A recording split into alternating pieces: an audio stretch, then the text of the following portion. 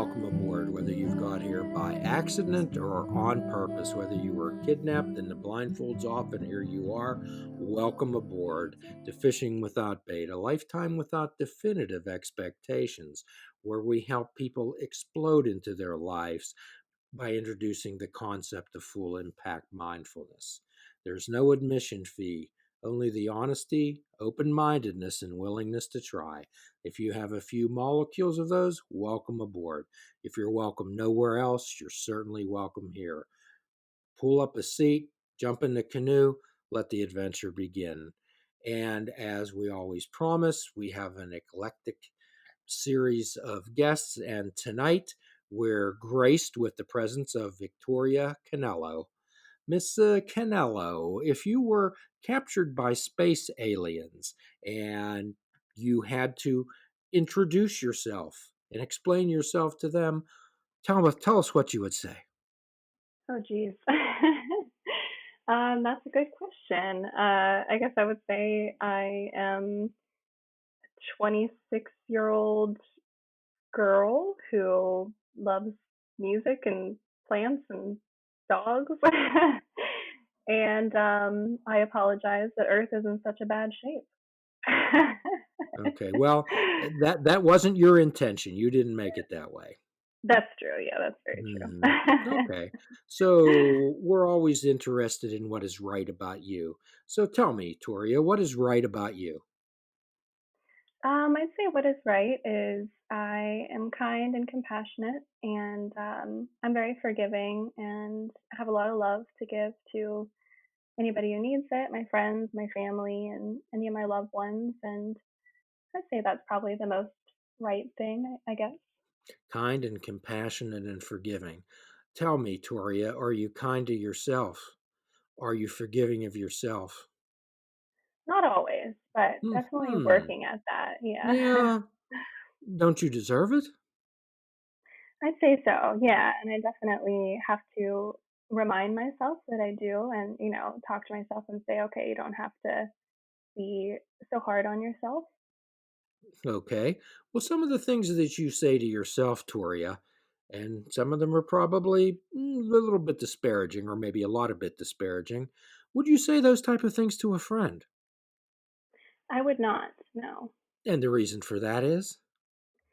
because they can often be mean and they're probably unwarranted for Yeah, anybody. you'd Yeah. probably hurt their feelings. Yes, I So give would. me a reason that your feelings aren't just as precious and special. I guess I don't have one. I think that, when I talk to myself, I think uh, maybe I'm not doing as much harm as I am. When you say things in your head, you think like, oh, it's just a thought, but those thoughts definitely add up in the long run. Well, simply because we have a thought does not make it true.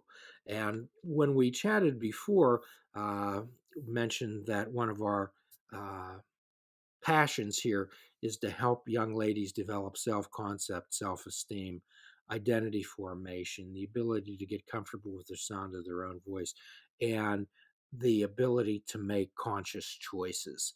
And you are a singer songwriter. And when I watched the YouTube videos, I found out that you were a lefty. I am not actually. So my webcam for most of those just flipped it around. Oh, okay. But I do, yeah, I get that a lot when people watch. They're like, "Oh, do you play left-handed?" And I do not. Oh, okay. Well, that was certainly an optical illusion. I was convinced you were a left-hander. Yeah, it is illusion. Yeah. Okay. All right, cool. So tell us a little bit about how you became interested in playing the guitar, which you play quite well, and tell us about your journey into songwriting and performing. Yeah, so I've played music pretty much most of my life.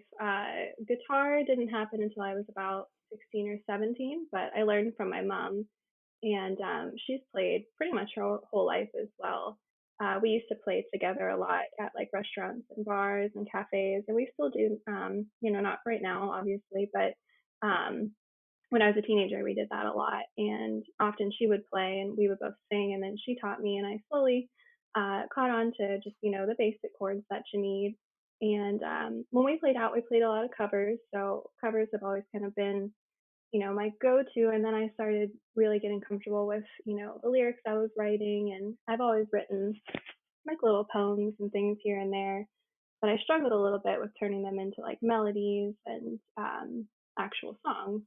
That can be like the hardest part. So I started doing that probably more seriously when I was like 18 or 19.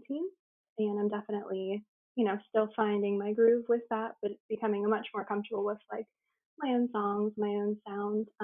But I did dabble with piano a little bit back in the day. Didn't ever really fall in love with it. But singing has always been kind of like my go-to, things that I actually studied pretty hard. Whereas guitar was just like more of a side thing, I'd say, to singing. But I do love playing the guitar. Okay, so tell us about the first few times that you actually performed in front of human beings who were listening to you. Yeah. So I'm trying to think. Well, piano, I played for about 8 years. Um, and we had a lot of recitals at like retirement homes and things like that. So I had that, and I also was a dancer, so I was kind of used to like being on stage. But I would say singing for the first time alone and not in like a choir or anything was probably when I was like 14. I think I sang "All I Want for Christmas Is You" by Mariah Carey at a mall Hmm. in Butler. I actually forgot the words too, but that was probably like the first main solo performance, I guess, and I was pretty nervous. Okay, well tell us about the first time you heard your recorded voice played back to you. Trying to think. I think when I was like 13 or 14, my mom and I did get some recordings done of our covers to give to bars and restaurants, and that was the first time I really heard it back, and it was it was surprising, I'd say, especially because I was still going through puberty. So my voice was Uh-huh. already changing a good bit, and I was like, oh, I did not realize I sounded like that. Yes, and when we talk about young ladies and young men becoming comfortable with the sound of their own voice, we're not talking about their singing ability or their melodious tones. What we're talking about is getting comfortable with actually speaking words to people and letting it know other people know, significant people, how you think, how you feel, and what your needs are. When did you become comfortable with that, if at all? I don't know that I've ever been fully comfortable. There's, sometimes it's definitely easier than others. And I've actually always been like, you know, very afraid of public speaking and speeches and Ah, stuff in school. So it definitely is still a bit of a journey, I guess I'd say. And even whenever I talk to people, I do tend to like pull back and fumble a little bit. I think that I am analyzing too hard what I'm trying to say instead of just saying how I feel. okay. So, what do you say to younger people when they come up to you and say, "Wow, I wish I could play a guitar like that. Wow, I wish I could sing like you do. Wow, I wish I had the courage to get up in front of people." I always say you definitely can, just keep working at it. And sometimes you just got to do it. Like, you just got to go to, once you've learned a song or something, just go to an open mic and do it. And that's what I did when I started doing more open mics. I just went to one when I was like maybe 16 or 17 and just went up and like really threw myself up there. And of course, my mom has always been like a big supporter. So she was like, just do it, kind of rip the band aid off. But I always say, like, you really can. And, just give it a try and don't be too hard on yourself about it. Well, what about most people don't make a change in their life, Toria, because number one, they have their fear of failure, fear of rejection, fear of being embarrassed, and then there's the approval of others. We seem to think we don't want to make decisions because what would others think of them. So tell us about how you dealt with fear. Well, I would say just talking to yourself and telling yourself that it doesn't matter, like kind of the idea that if you're giving a speech, like imagine people naked, I guess, in a way, like just thinking like, everybody has insecurities, everybody, feels that way about something, and it doesn't matter at the end of the day. And I try to put it in perspective too with like just everything that goes on in the world and how small we are when you compare it to like the big picture. And it's like at the end of the day, don't let it keep you up at night. Tell us about giving a speech to yourself. Well, I guess it is kind of like a more of a meditation when I give myself like little speeches. I try to say like, point out the things that I am confident about and try to just pump myself up a little bit, be like, it's gonna be fine, you're gonna be okay, you're not gonna die from this. The worry and the anxiety that you have about things at the end of the day, once it's over, are you really gonna still be feeling the same way? Hmm. Well, there's a lot of people who practice in positive visualization. Like I'm going to get up there and I'm going to blow people away. They're going to pass out with ecstatic joy from hearing me. Uh, However, the Stoics, and sometimes in my practice, I practice negative visualization. I ask people, I say, okay, well, What's the worst possible outcome of this? Hmm. Okay, and then I'll have them do that, and then I'll say, okay, what's the realistic chance of that happening, and how can we be proactive to not make that happen? So I would probably suggest that you have had some less than memorable experiences and some that you would like to do over. Definitely, yeah. And I try to just remind myself that I can't as much as I tell myself that I would want to. It's important to, remember that you just got to leave it in the past and you got to go on. And you're right, like you said, you got to imagine, like, what is the worst that's going to happen? I mean, in most situations, you're going to be fine. So growing up female, which I know nothing about, of course, and wouldn't even. I think one of the most disrespectful things that a person can say to another is, "I know how you feel," uh, Hmm. as that's impossible. So tell us a little bit about growing up, your developmental years, and some of your passions, some of the things that you were looking forward to. Yeah, so I had a great childhood and grew up kind of like the country life. Like we had horses and we had a big pond, and I was always outside and I guess somewhat of a tomboy. And that's probably why nature and things like that are still so important to me. And they're actually a huge inspiration for a lot of my songs. And definitely, I guess, viewed myself as more of a tomboy.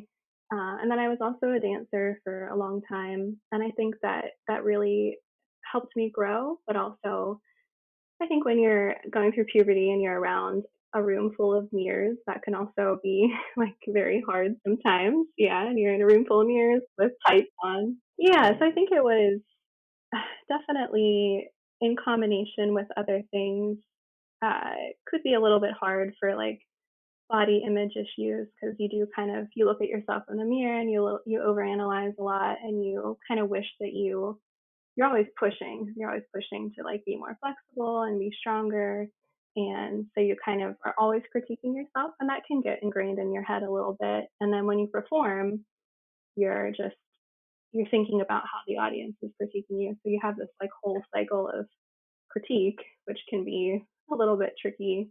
um, but I didn't actually realize that I was doing that until after I stopped dancing, and I was thinking like, oh, I was being really hard on myself for all of these things.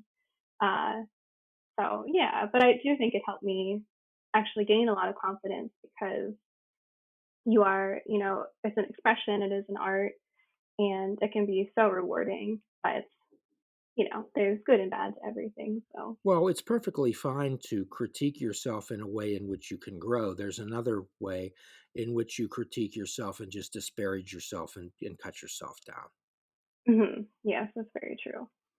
So I didn't grow up during the time of social media or being bombarded by sights, sounds, and images 24 hours a day telling me what I should be like. However, so many young ladies to now have so many comparisons put in their face. Yes, it is. It definitely makes me very sad to see that because growing up, I didn't have social media until like MySpace came out when I was a teenager.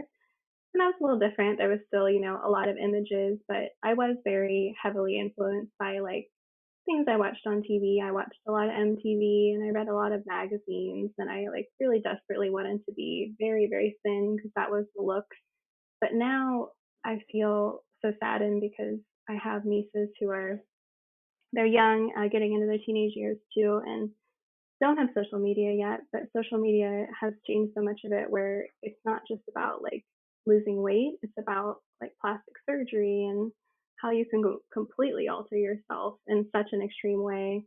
And of course, I still see images and I'm like, oh wow, that makes me kind of feel bad about myself. But then I have to realize like that might not be totally real. Like that could be altered and just the same way magazines are. So it definitely can have a toll on you for sure. Well, so how are you going to be able to help your nieces? I think just always reminding them that that's not the most important thing, and images are not who you are. Like you don't have to curate yourself, you don't have to change yourself, and you should take more pride in the things that are really important, like your abilities and how kind you are, and just if you're a good person. Yes. Now you're talking about what are you confident about? What are your abilities? These tattoos Mhm. that I have, one says I am, the other one says I choose, besides other ones. But it's important that you be able to say to your niece, not to address that directly, but to say, okay, well, tell me some things that are right about you. Right, Tell me some things that are right about you. We've discussed this. Flowers don't compare themselves to other flowers, Toria. They bloom. right. Yeah, that's so important to remember. And it doesn't help to say, "Oh, you're beautiful. Oh, look in the mirror. Oh, now all these other things." And sometimes I irritate daddies when I suggest that they not call their daughters princesses. All right. Uh, Mhm. so, what is your conception when I say princess? What comes to your mind? What conjures up in your mind? I think of beauty and then like Disney, I think of all of that, like, which of course my nieces used to really love, and I did too. I mean, it was such a big part of growing up, but I do think of like just beauty and being kind of quiet and graceful. Okay, yes. So I generally view princesses are some dainty young lady dressed up in some fabulously spectacular outfit, sitting in a tall tower waiting for a brave knight to come and save them. Yeah, yeah. I'd love to see a Disney princess come down and fight the dragon themselves. Yeah, I know. There needs to be more of that. It needs Well, to be more yes, yes. empowering. Yeah. So I guess that's kind of my challenge to you is to perhaps share some experiences out of your life in empowering young ladies. So one of my tattoos says abracadabra, Hmm. abracadabra, Toria. When you hear the word abracadabra, what comes to your mind? Magic. Magic, making something Yeah. appear, okay? So Hmm. actually it's a real word. It's Aramaic. It comes from the Bible's Jesus time. And roughly what it translates into, I speak what I create what I speak. And we've discussed that when you talk about changing that script in your head, so 90% of cognitive behavioral therapy is about changing the language in a way you speak to yourself. Hmm. So, and the way through your songs, you have a powerful way to get into other people's heads and help them. So, if you say so, one of the lyrics from your favorite originals, um, you say, I'm like a chameleon, my face an optical illusion. Sometimes I don't recognize myself. Am I looking at someone else? Tell us about that. Yeah, so that song is kind of about, I mean, as if you say so, it's how a lot of people can tell you something and you still don't believe it until you believe it. And I've always kind of had that idea of myself where I'm always changing. I love to dye my hair and I love to do different types of makeup and wear different clothes. And sometimes I do see pictures of myself or look in the mirror and be like, whoa, I like don't recognize myself at all. And it's about, keeping that keeping true to yourself, even though you can be creative and expressive with all kinds of different things. Like you still are yourself, and that's all that matters. And you got to stay true to that. Right. So sometimes we get into this. people pleasing type of mode where we want everyone to like us, and it Mhm. hurts us when someone doesn't. Yeah. Have you ever felt like that?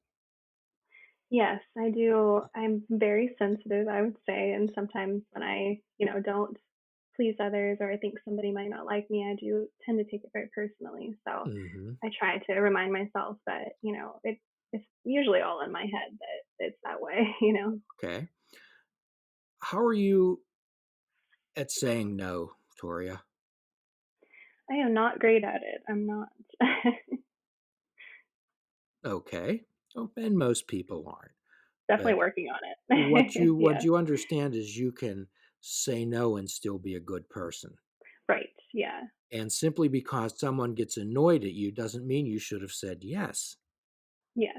Yeah, that's very true. There's 8 billion people on the planet. Not everyone's going to like you. Mhm. What I'm attempting to do, I don't have the type of songwriting ability, the voice or the or the talent to get that across. You do. Well, You thank you. do. Uh, if I'm trying to actually pin this on you, uh, because I could sit in front of a group of young ladies and say words that would make Shakespeare weep with shame, uh, but they would mean so much more coming from you. Yeah, that's true.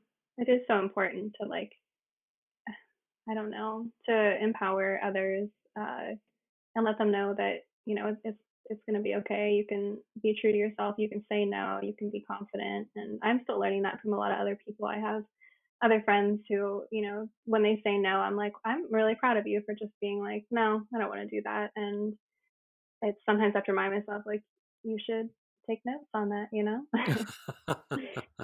Well, it's a human trait, Toria, that we're able to give wonderful suggestions and perhaps Mhm. open up possibilities for other people, and we're unable to do that for ourselves. Yeah, I often don't follow my own advice. Well, what are you confident about? If you could say, I, Toria, am confident that, I would say I'm confident that I am kind and I'm able, I would say. Like I can do what I put my mind to and I can do it in a humble and friendly way, if that makes sense. okay, well, there's a difference between confidence and arrogance. Mhm. So, arrogant people we don't want much to do with. Confident people we tend to follow. Right. Are you Yeah, they are confident? very enticing. Are you confident that you know the difference between right and wrong? I am. Are you confident that you have a moral compass? I am, yes. Are you confident that you have the ability to tell the truth? I am, yeah. Are you confident that you have the ability to tie your shoes? Yes. Okay, okay. So, those are wonderful things. Do you ever actually sit in the mirror? And I'd love for you to say those words, "I am, I am, I am." Now, I'm not telling you to do that in the middle of a restaurant. However, it's okay for you to get comfortable with the sound of your own voice and give yourself encouragement and support. Right. Yeah, it is. It's so important and it is something you just have to keep working at. Well, uh, I would like for you to do that every day because remember, these things constantly need to be reinforced. And one of the frustrating things about therapy is that the rewards are incremental. Mhm. And most people want to plant a cherry seed in the morning and have cherry pie in the afternoon. Okay. Right. Or you get someone sees you up on stage and says, "Oh man, she's great." But people just want to arrive. Most people don't understand that most folks, the people that you see on TV, whatever, they're like 20-year overnight successes. Mhm. It's hard to remember that. I often have to remind myself that, you got to work at it. You got to keep going because I have fallen into that where I've tried something and if I'm not like instantly good, I get so frustrated and I quit and that doesn't help anything. You got to keep working. Well, we often get into the mode that, well, if at first I don't succeed, quit. Right. Yeah. I get in that mode a lot. Well, perhaps if you change the perspective on that, Tori, you can just find things that didn't work.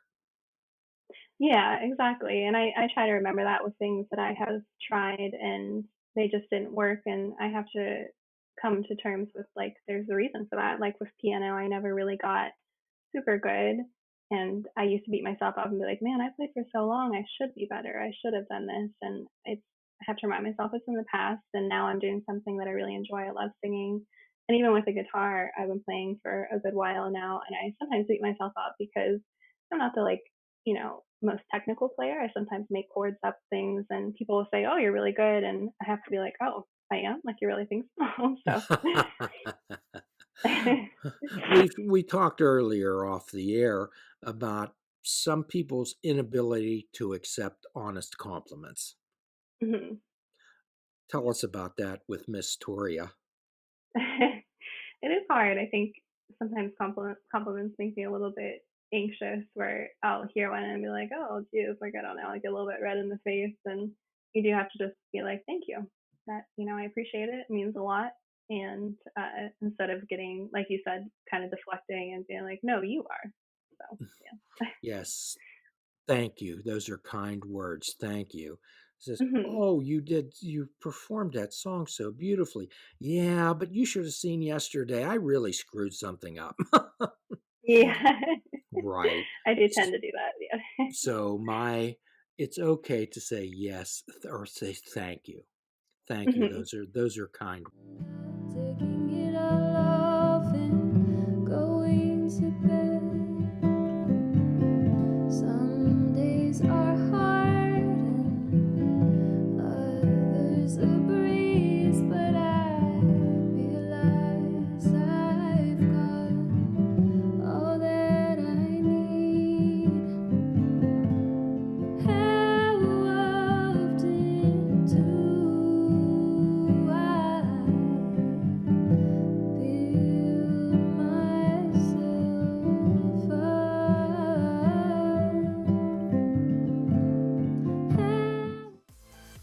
Please check out our website at fishingwithoutbait.com, where you can listen to the show, comment on our discussions, and find out where you can subscribe to our podcast. If you're interested in flying the colors of Fishing Without Bait, click the shop icon on our website. We have clothing, mugs, cell phone cases, and so much more. Show the world that you fish without bait. This show is a member of the Sorgatron Media Podcast Network. Find out more at sorgatronmedia.com.